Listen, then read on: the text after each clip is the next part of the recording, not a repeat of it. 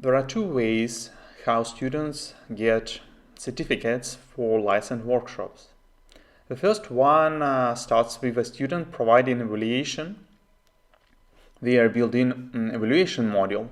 When the feedback is in the system, a trainer needs to approve it. During the approval process, workshop butler generates a certificate and sends it to the student. The second way is simpler. A trainer just adds a student to the system and clicks generate a certificate. Then the process is the same. Workshop butler generates a certificate and sends it to a student.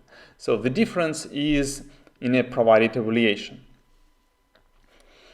The first way, with evaluation, is a preferable one. You, as a brand coordinators, can see how students evaluate trainings and learning materials. Trainers can convert feedback into testimonials, and their ratings are up to date.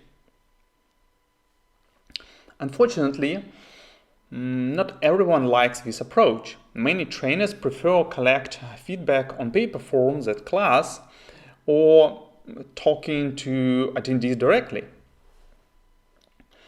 So it's a balance. Comfort for trainers on one side and value for brand on another side. If you want to have stricter rules, you can make evaluations a necessary step for receiving certificates. So trainers still can collect feedback on paper form. It's basically up to them. But if students want to receive certificates, they need to fill in an online evaluation form as well.